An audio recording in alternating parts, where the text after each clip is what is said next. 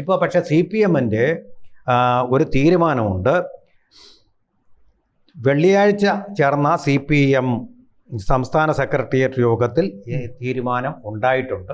അതായത് നേരത്തെ തന്നെ ഒരു പൊതുധാരണ ഉണ്ടായിട്ടുണ്ട്. ഇനി രാഷ്ട്രീയ നേതൃത്വം തന്നെ മതി. ഇതിപ്പോൾ രാഷ്ട്രീയ നേതൃത്വമാണെന്ന് ചോദിച്ചാൽ അല്ല, പാർട്ടിയുടെ പ്രബലരായിട്ടുള്ള ഉന്നതന്മാരായിട്ടുള്ള ആളുകളെ അവിടെ വയ്ക്കുക എന്നുള്ളതാണ് അർത്ഥം. അങ്ങനെ പ്രബലന്മാർ വന്നു കഴിഞ്ഞാൽ ഇതിനേക്കാൾ പ്രയാസമാവും ഈ കള്ളങ്ങൾ കണ്ടെത്തുക എന്ന് പറയുന്നത്. അല്ല, അതിന്റെ ഒരു ഉദാഹരണമാണ് കഴിഞ്ഞ പ്രാവശ്യം പത്മകുമാറായിരുന്നു. അതെ, പത്മകുമാറിനെ പിടിക്കാൻ പറ്റിയോ ഇതുവരെ? അദ്ദേഹത്തിന്റെ കാലത്താണ് ഇത് തുടങ്ങിയതെന്നാണ് പറയുന്നത്. എൻ വാസുവിനെ തൊടാൻ പറ്റിയിട്ടില്ല. കാരണം അങ്ങനെയുള്ള ശക്തർ ഈ PS പ്രശാന്തിനെ പോലുള്ള ആൾക്കാരായതുകൊണ്ടാണ് ഇത് പിടിക്കപ്പെട്ടത് എന്നാണ് കരുതപ്പെടുന്നത്. അതെ അതെ.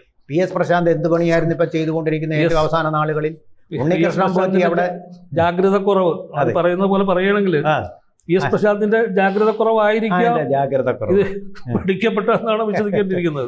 അശ്രദ്ധ അതൊക്കെയാണ് നിസ്സാരമായ പദങ്ങൾ ഉപയോഗിച്ചാണ് ഇത്. ഇന്റർനാഷണൽ കാർട്ടലാണ് സുഭാഷ് കപൂർ എന്ന് പറയുന്ന അന്താരാഷ്ട്ര, അവരുടെ ഭാഷയിൽ സാർവദേശീയമാണല്ലോ, അന്താരാഷ്ട്ര ആന്റീക് കൊള്ളക്കാരൻ.